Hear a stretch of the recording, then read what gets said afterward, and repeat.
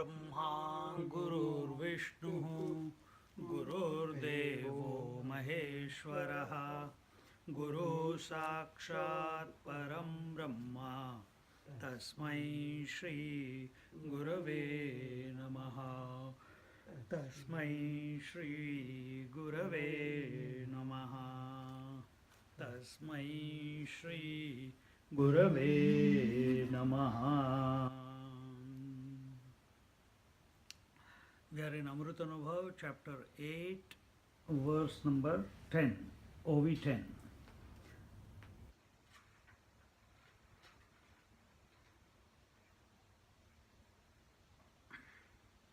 Here Nanan Maharaj is talking about that once we have transcended the limitation of perceptions, can the relativity affect us in any way?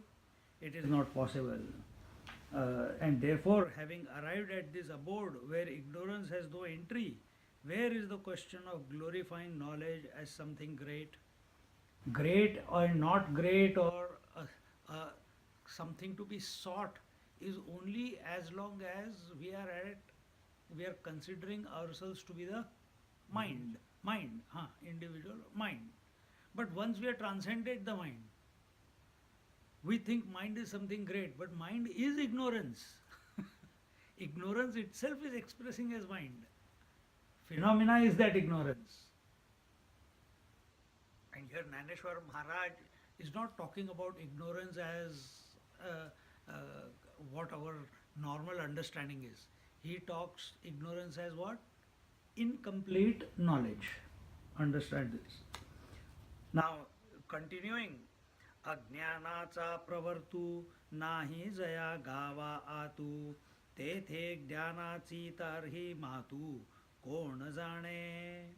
The abode where there is no entry for ignorance, where is the place for the greatness of knowledge? And who will respect knowledge?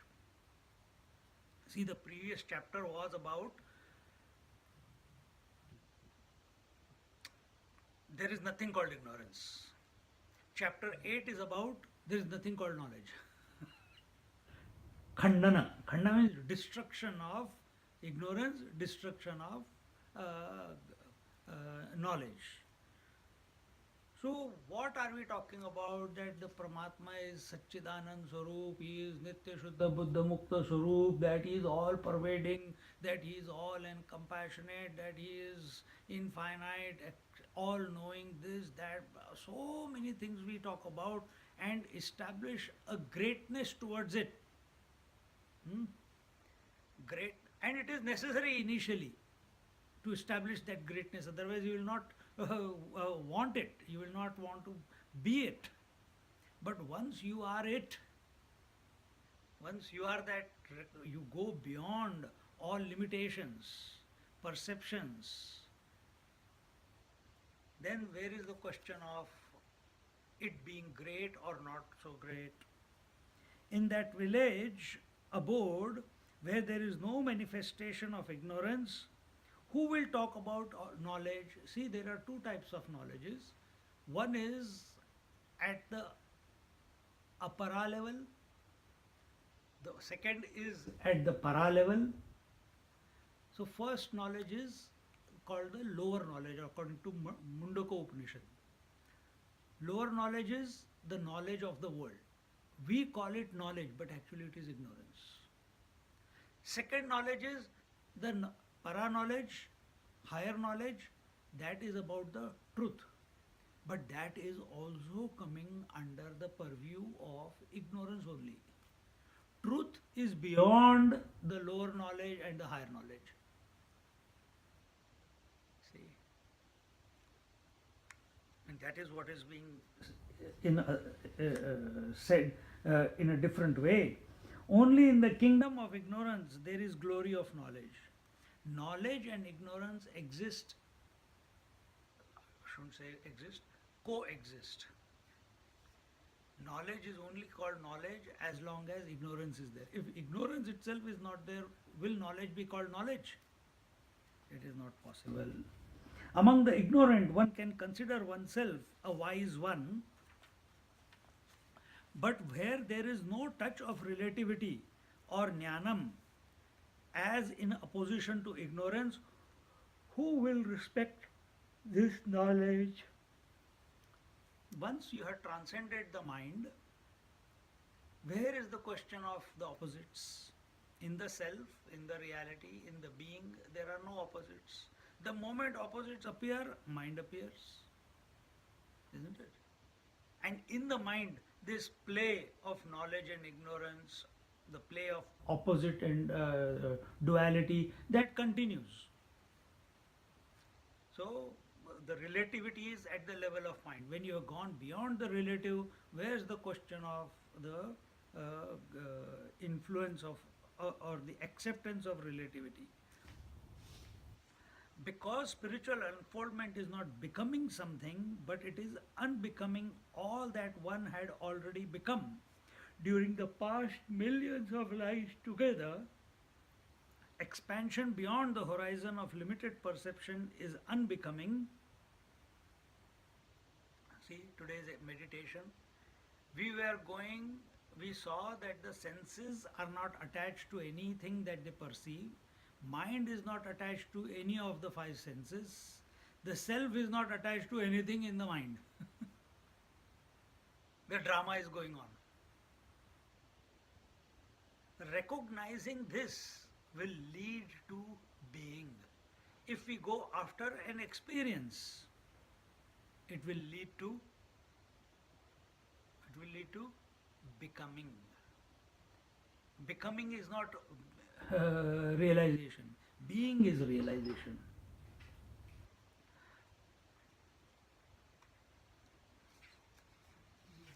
A seeker is born when he gives no more importance to the concerns of the waker but focuses attention on finding the position of the waker. So, what is spiritual sadhana? Spiritual sadhana is not studying scriptures, it is not doing various pranayams and practices. It is not anything other than identifying and being the true you. This is what Nisargadatta Maharaj did in his meditation. When he locked himself up for 2 years, after only once hearing his teacher, whoever that teacher was, he is not even giving importance to that one.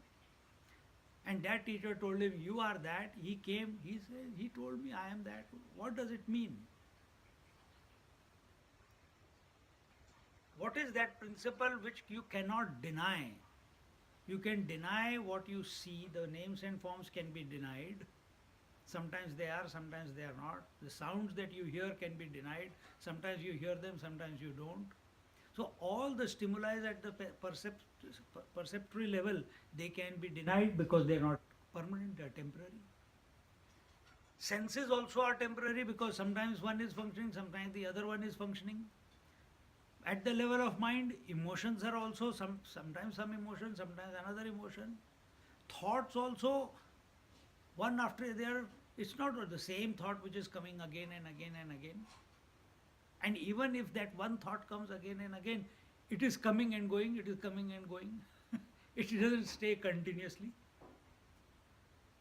Then, so all these things are changing. They are coming and going.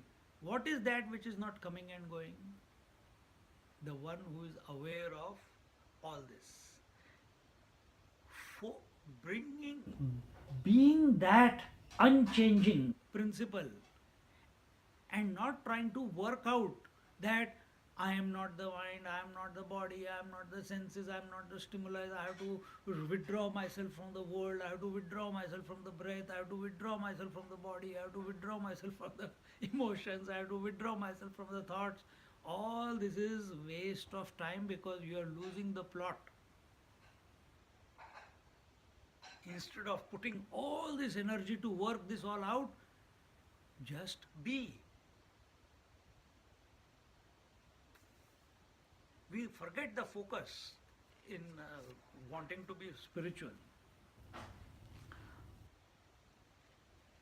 A seeker is born when he gives no more importance to the concerns of the waker but focuses his attention on finding the position of the waker. We have to find out who is this I that I am. This I has always, this I that I am, in spite of all the perceptions, in spite of all the emotions, in spite of all the thoughts, this I has remained permanent. Who is this I? Is this I in the dream also? Is this I in the waking? Yes, it is there in the waking. But what is his real nature? Is he only permanent principle in the waking, or is he there in the dream and deep sleep also? Or is he the one who is supporting the three states of consciousness, and in spite of that he is independently existing? What is his nature? When Nisargadatta Maharaj came to know this, he screamed, I am that. Nothing else after that, nothing to be added to it. In this discovery, he discards the waking dream and the deep sleep planes of consciousness once and for all, simultaneously. It is not that you destroy the waking first and then I'll work on the dream next after 2 months, and I'll work on the deep. No. You cannot. See, this is what mistake we are also doing in the waking plane. We are trying to work the mind out slowly. You cannot work the mind out slowly. It has to be in one go, it has to be slashed. That's it. Either you consider yourself that you are the mind, or you know that you are not the mind. So, story over. To slowly work out that I am not the mind, it will not happen. You are in for a big, long ride by the mind if you are doing that. Sometimes there is one example. Please try and shake hands with me. Or, and the other say, holds your hand. I said, no, I didn't ask you to shake hands. I said, try and shake hand. You cannot try and shake it. Either you are shaking hand or you are not shaking hand. Either you are awake or you are sleeping. In between state is a very dangerous one. Either you are speaking or you are not speaking. I am trying to speak. No, you are trying to formulate your thoughts. But you cannot try to speak. I am speaking. See? So same way with the mind. Either you are in the mind as the mind or you are not. Story over. You cannot try and work it out. And same way it is here. You cannot work out the waking plane and forget, dream is nothing important, it's just a figment of imagination. At deep sleep there is nothing there, what is there to work it out? No, you have to look at the three expressions, and where are these three happening? They are all happening at the level of mind. Waking, dream and deep sleep, the waker with the waking world, dreamer with the dream world, deep sleeper with the deep sleep world, or the absence of the previous two. All this is happening at the level of mind. It has to be slashed in one go. In that discovery, one comes to see that every little thing that happens in one's life is perfectly planned. When we are thus in tune with the Lord, then the true meaning of ignorance and knowledge is understood. Just like waking and dream are the manifestation of the mind, deep sleep is the unmanifestation of the waking and dream. They are the two opposites. One is the cause, the other is the effect. Same way the entire, because waking is a part of the mind. So this waking world, everything, just like incessantly throughout your life, every day you have been sleeping, you have been waking, you have been dreaming. You don't choose, but it comes, isn't it? The sleep comes every day. Waking happens every day. You become active during the day every day. Automatically the life pushes you to do something or the other. Pursue something or the other. The mind automatically comes into play. Thoughts automatically start. The senses after waking up automatically start functioning. See? everything is happening. This idea that I am doing is the false idea. You see? So if mind itself is becoming the waking dream and the absence of both, similarly in the dream, now take example of the dream. In the dream, the moment dream began, it didn't begin because of your decision to begin it. It began. And when it began, spontaneously, it did not happen slowly, spontaneously in one go, the space, air, fire, water, earth came, the whole creation came about. Sky with its sun, moon, stars, everything, galaxies. All the people in the dream with their gross body, subtle body, causal body, with all their thoughts, all of them breathing, all of them thinking, all of them feeling, all of them interacting, plants growing, water flowing. In the dream also, waking dream and deep sleep is going on. In the dream. Where did it come from? It is a phenomena.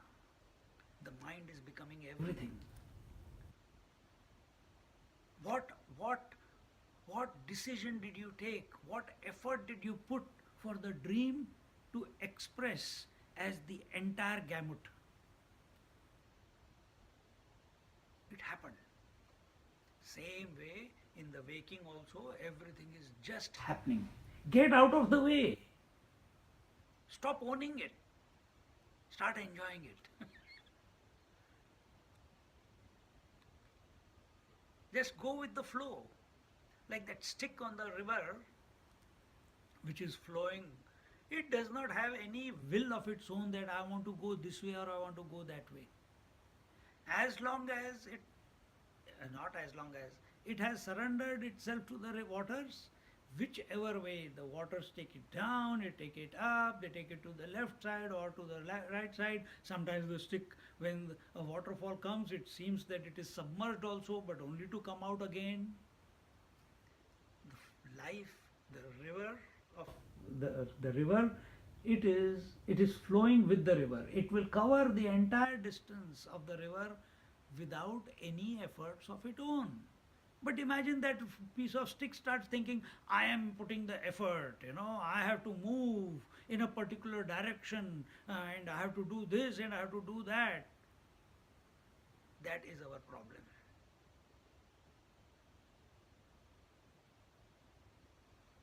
This idea that I have to achieve something, that I have to do something, that I have to gain something, that I have to realize something, this itch is creating all the problems in our life, the difficulties in our life.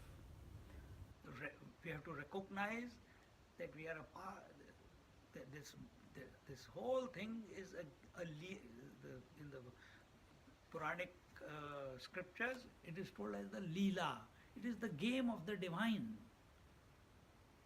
Don't create a separation between you and the whole life. You are the life. There is no going and reaching somewhere for you. You are that, all that there is. Let the mind flow. Why you want to curtail it? Why you want to put parameters around the mind? That, oh, mind, you have to do this. Oh, because you think you are the mind, then immediately the thoughts come. I have to wake up. But you never woke up. You are always awake. You never slept. Mind goes to sleep. Mind wakes up. Mind dreams. You are the one who knows that these three are coming and going every day. So, correct your identity. Correct your identity.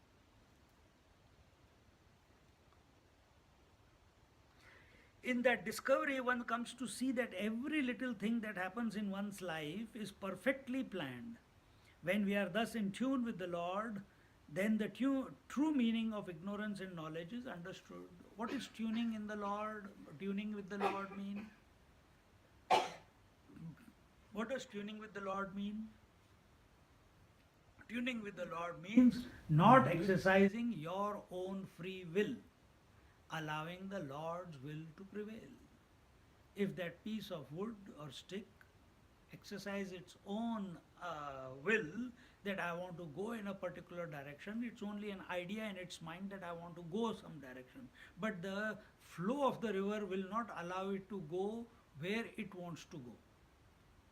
It will take it wherever the flow is going. But in that flow, sometime in that entire journey, suppose it started from Himalayas, there will be many instances throughout the journey till it reaches the ocean that the stick will find that what it wished came true. So it thought, I want to go to the right. And suddenly at that particular moment, the water took it to the right and he starts feeling that, my wish came true. This is how we are. This is how our mind is. Stop getting into this insisting that I have to live my life, I have to lead my life. No, surrender. Let him live through you. And how to be in tune? The only way to tune in with the Lord or the Divine is to think of the Divine, to be the Divine. Again and again, if at all we have to think, because that we find ourselves to be a thinking, consider ourselves to be a thinking person, instead of thinking about the world, think about the Divine,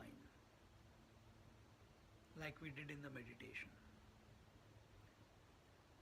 Think of the Divine that is expressing as life in and through everything and everyone. Put your attention there. Put your attention on the divinity that you are. Take the position of the Divine and see what will be his position, what will be his vision of the entire creation. Oh, but that is very difficult for me to put. What is the take of water with respect to ocean and waves? Take that position and apply it on yourself. Then your focus is not on the world, but your focus is on the transcendental principle. And then automatic tuning in happens. You cannot do something to be in tune with the Divine. It is by the grace that you get tuned with him, because you are that Divine. And in this correction in our approach, and from that point, just like water has got no love for the ocean or hatred for the wave. It has no like and dislike towards any wave. Everything it is. It does not like a lovely gentle wave and it dislikes the tsunami. No, everything it is only. The water does not say I don't like the dirty water, I like only the crystal clear pure water. Water is water. Similarly, this seeker who has come to ascertain that he is that substratum, then will he call knowledge as knowledge, or will he call ignorance as ignorance? Will he call mind as mind? For him, everything becomes one. And what is that one? I am that. What is that one? Brahmasmi. I am that one Brahman. And this is not a statement which is being repeated in the mind. It is his direct experience. In the totality of vision, that knowledge can never lead to arrogance. In my abode, there is no one who is ignorant or wise. Everything is my own glory, so said the Lord. Everyone is his own. Lord is of the nature of Satchidanand. Everything, and he is the material out of which the entire creation has been made. And he is the creator of the creation. So he is the material cause as well as he is the efficient cause. He has created the entire creation out of himself. He is of the nature of Sat Chit Ananda Swarup. He is ever existing, he is all knowing, and he is ever blissful. So the entire creation that has come out is also of the nature of bliss and knowledge. But he doesn't say that. He doesn't see it as knowledge, he doesn't see it as bliss, because it is his nature only. See? In your dream also you see some happy people, some sad people, some depressed people, some sick people, some happy people, some meditating, someone frustrated with meditation, someone studying scriptures, someone not studying scriptures. So many different experiences you get. Did it come from outside? Or mind only became all of them? So is true in the waking world also. That this mind has become this entire creation that you see. It is a projection of the mind. Just like the dream is the projection of the mind, same is true in this waking world also. Don't get lost in this world, taking it to be real. Real is only that which is ever permanent, which does not fluctuate. That is real. And you are that. Which me I am that? The I. Focus on the I. When the knower experiences that all beings have become one in his own Atman, how will he feel deluded thereafter? What grief can there be to him who sees oneness everywhere?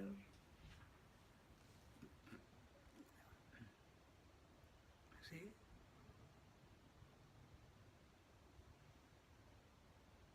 From that highest standpoint, all differences melt into each other. Where are the differences? In the mind.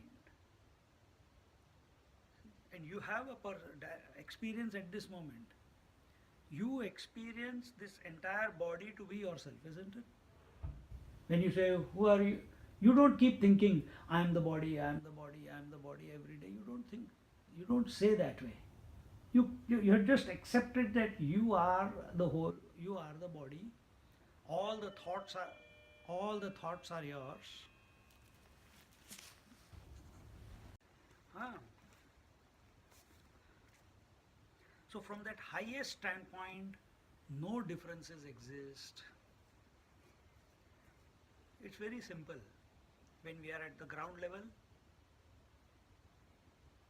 to negotiate through all the streets becomes very difficult. Oh, I have to go to Glen. How do I go to Glen?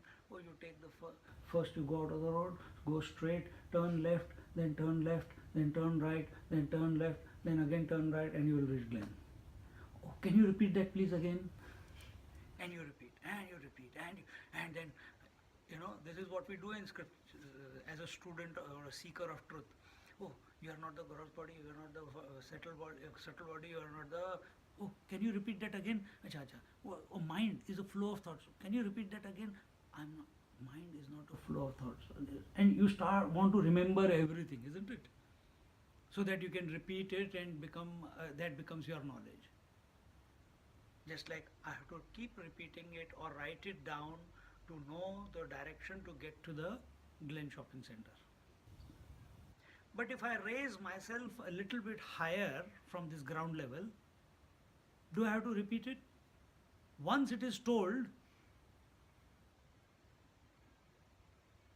I will, because I am at a higher standpoint, in a helicopter or a top of a building, I can see the street which are being mentioned. Really speaking, I don't even need any mentioning because I can see which route leads to the shopping center. I go a bit higher into the, become subtler or go higher in the plane. Then now I'm not talking about going to Glen Shopping Center. But if that thought is there, I have to go to... Slowly we'll see that this house and shopping center, the distance between the two of them is becoming shorter and shorter and shorter as we go higher and higher and higher, isn't it? And a point will come, you will not be able to distinguish between the shopping center and this house. Go even further, both will become insignificant. Same is our situation. The more we remain at the worldly level, everything seems to be a bit difficult. Repetition is required, understanding is required. I am not understanding this or I am understanding this, all this goes on. the more we focus to be the principle, that unchanging principle, we have raised ourselves higher. A point will come where all these time, space, and objectivity, they all become insignificant. Think about it.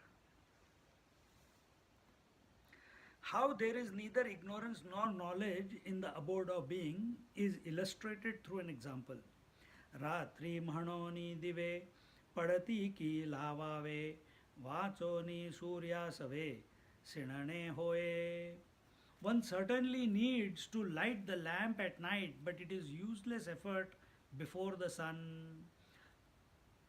A lamp certainly needs to be lighted in the night, but to light it when there is a bright sun, it is a vain effort. In the same way, it is a futile effort for I wanting to know that. Huh?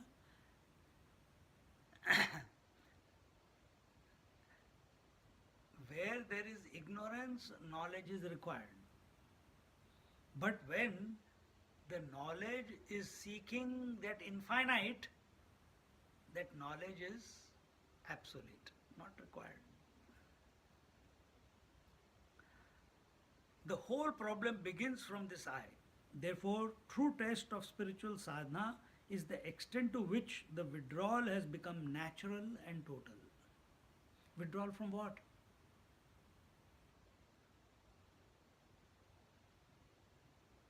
Withdrawal from what? What we did in meditation. What we did in meditation. That unattachment is my nature. So initially we may think, a beginner student will say, I should not see no evil, hear no evil, touch no evil, I have to restrain myself. But as you become matured in your sadhana, a point will come where you will understand, if it clicked to you what the meditation was all about, then you are ready for that particular one at that day. Why didn't I take that particular meditation 10 years ago? But if it clicked, means you are ready for that. Asangoham, asangoham, asangoham, punah punah. Attachment is not possible in this creation.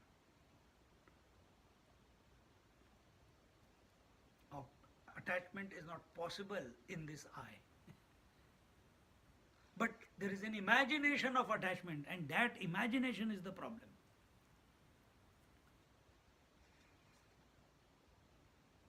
Only wherever ignorance is, there is talk of knowledge, but in reality there is neither ignorance nor knowledge.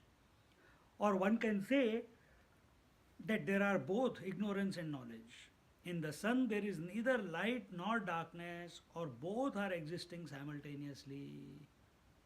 From the sun's point of view, there is no darkness. Oh, then it must be knowing that it is of the nature of light. I am sorry. The sun does not know light as a separate principle from itself. We see light as separate from darkness, and therefore we say that there is light and there is darkness. But take the position of the sun, who does not know that there is anything called darkness. Will he call himself light? Can the sun experience light as an experience? No, because it is its nature. What is your nature? You don't need to think about. You cannot put words to it. In the same way, I, the pure consciousness, alone exists as knowledge, aham vritti, and ignorance, idam vritti. So, just like the sun is supporting both the darkness and light, the day and night, but itself is independent of the day and night, or the darkness and light. Exactly the same way, the I, the pure consciousness, is supporting the manifestation of the I thought and the that thought, the subject and the object. What is mind? an interplay between subject and object, isn't it? So it is supporting the subject and object, but itself is independent of the subject and object. Now, do you consider yourself to be the subject as a thought in the mind, or do you consider yourself to be the subject who is supporting the manifestation of the I thought and the that thought? That is the game now. And this is not a mental journey. Either you are that or you are not. So either you are in the mind or you are not.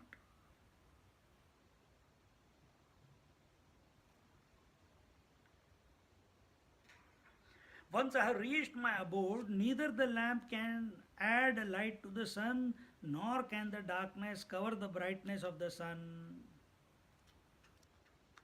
In other words, if this pure consciousness is expressing as the I thought and the that thought, and this I thought which I am considering myself to be as, and I want to contemplate on the truth that I am, just like a lamp cannot illuminate the sun or add any knowledge to the sun or add any light to the sun, similarly this I thought cannot add anything extra to the pure I or the true I that you are, because it's a phenomenal I which I have considered myself to be.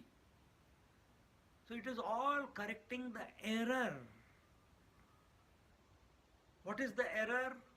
I have considered myself as someone because of something. I'm not considering myself to be the one. I'm considering myself to be the son. I'm considering myself to be the brother, to be a sannyasi, to be a body, to be a mind, to be a thinking person. And as long as I consider myself as something or someone,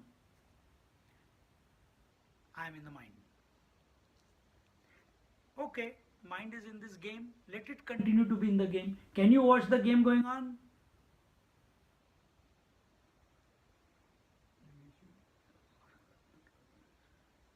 Be that one because of whom this game is going on. This game of the mind. And naturally, if knowledge is of the nature of I, here let's take it that way, of the subject, and ignorance is that of the nature of object, can ignorance cover the pure consciousness? It can cover the I thought. That thought can disturb the I thought, but can it disturb the true I? It cannot, because it is unaffected by their presence of the I thought or the that thought, or the absence of the I thought or the that thought, the pure consciousness. And therefore, the chapter's name is Jnana Khandana, that the knowledge is meaningless from the absolute standpoint. As much as the ignorance is meaningless, that much knowledge is also meaningless, because both the knowledge and ignorance take parallel, the subject and the object. Another one, aham vritti and idam vritti, I thought and that thought. They are only phenomena. They are not the reality.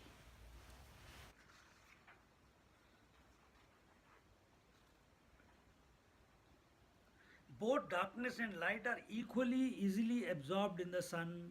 So also in this pure being, there is no place for either knowledge or ignorance.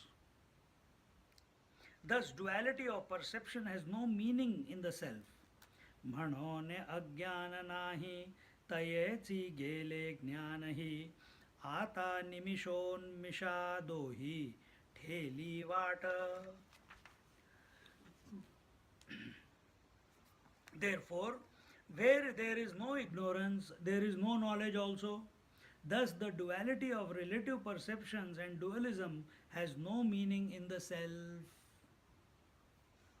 Once the ignorance has been dispelled, knowledge has also disappeared.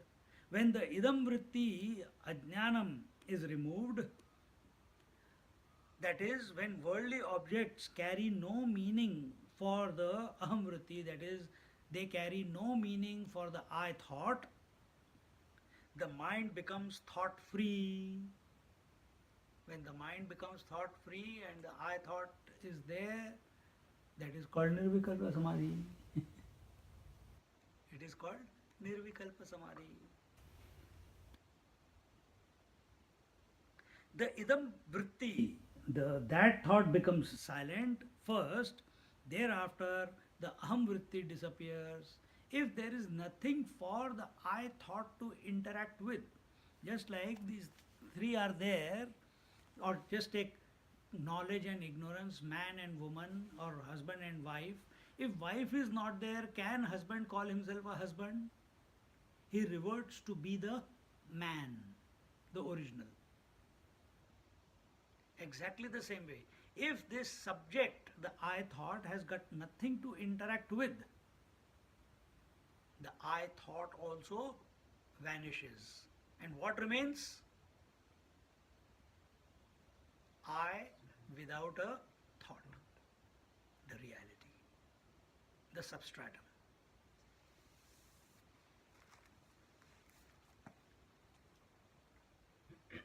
In the union of the aham and idam, the jnata and the neya, the knower and the known, the pure consciousness regains its original undivided status. And this is happening all the time. We are not aware of it, that's all. It's happening even right now. Why you are not able to be aware of it? Because you are not accepting it. You are not taking the higher position. You are not slowing down.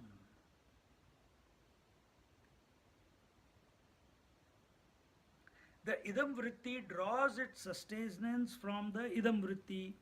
What does this mean? Idam vritti is the object.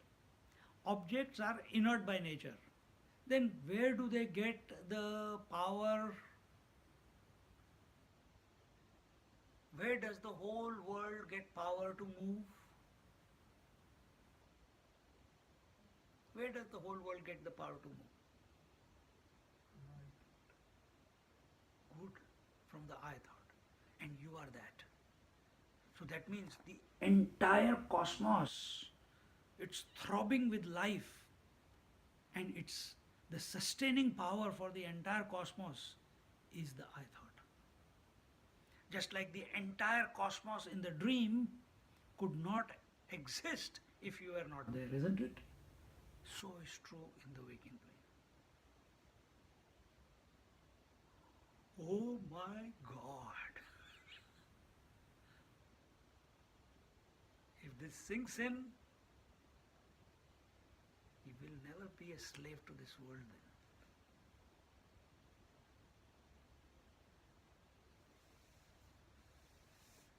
Maintain yourself in this awareness, steadily, without compromise.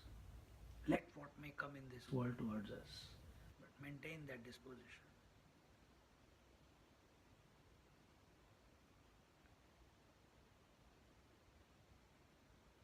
The idam vritti draws its sustenance from the aham vritti, and to the extent the idam vritti gets stronger, the aham vritti gets weaker.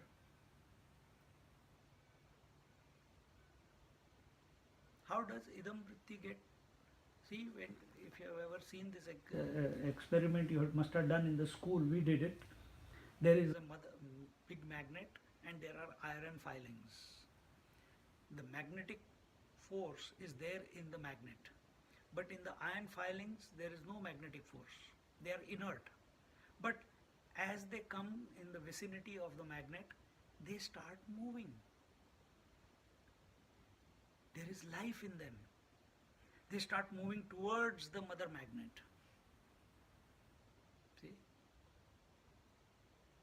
So when we, as I thought, when the I thought comes in the vicinity of that thought and gives importance and value to that thought, the I thought starts becoming weak and that thought starts becoming strong, energized.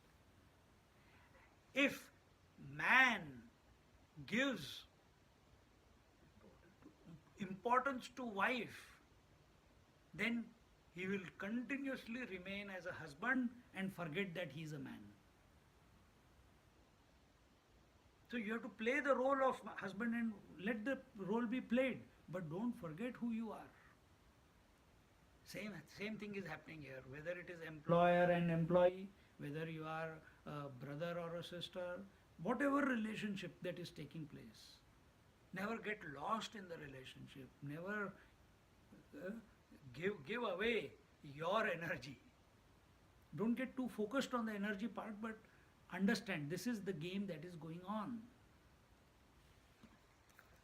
The more you react to the world, you have given power away to the world. The more you remain equanimous, the entire power is with you. A weak aham vritti is called a samsari, a weak I thought who is taking positions at the whim and fancy of the objects that are appearing in front of it. Wife appears, he becomes the husband. If child appears, he becomes the son, father, whatever the roles that are coming, and becomes tired of playing those roles. That is a weak aham vritti.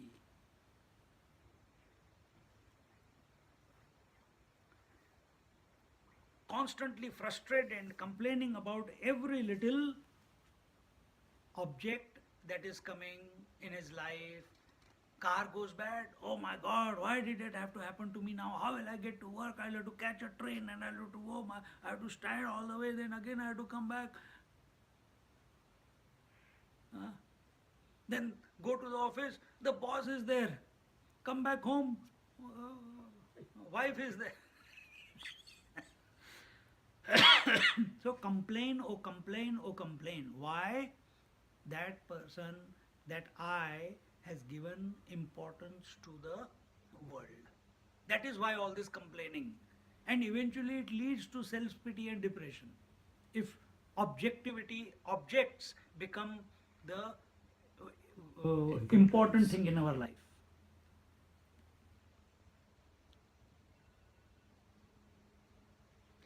And this way, the only remedy is to withdraw from the idam vritti and thus weaken it by not giving it importance. So, how do we get our power back? How this aham vritti becomes whole again, healthy again? By giving less importance and value to any experience that is coming its way. Experiences will come, good and bad, but not giving them any importance and value. The moment you give importance and value, you have given your energy away to it. Thus, the idam vritti or ajnanam gets absorbed in the aham, and the aham vritti discovers its own essential nature. Thereafter, the relative perceptions of gain and loss, importance versus non-importance, sukha versus dukkha, I versus you, all these get cancelled out once and for all. This is my essential nature. Just like when we go to sleep, all the opposites merge into each other to become zero, isn't it? Same thing has to be brought about consciously. So rather than going into an ignorant sleep, you remain aware, you remain conscious, and while remaining conscious, your attention is not on the world, but on this principle, on this life, on this I, on how would the total I or the infinite I, how will it be looking at the whole thing? Try to get that vision. Come back, start moving away from the ground floor. Keep raising yourself up. Keep raising yourself up means rather than taking yourself to be the I thought with respect to that thought, second step is the I, this is the one. The miserable fellow is the one who is attached to, this is that thought. This is the I thought. I thought attached, all problems. I thought detached, witness. The detached I thought, the more it maintains that, slowly, the impact of that thought will reduce and eventually they will vanish away. Once the last thought that I am reality or I am that I, pure I, that thought also vanishes away, this I thought as a thought has got no reason to exist. Then the thought aspect of the I vanishes, and this I without the thought is none other than the reality itself. This is our journey. Play it, realize it, be it. Om Purnamada Purnamidam Purnahat Purnamudachyate Purnasya Purnamadaya Purnamevavashishyate. Om Shanti Shanti Shanti. Harihi Om Shri Gurubhyo Namaha. Harihi Om.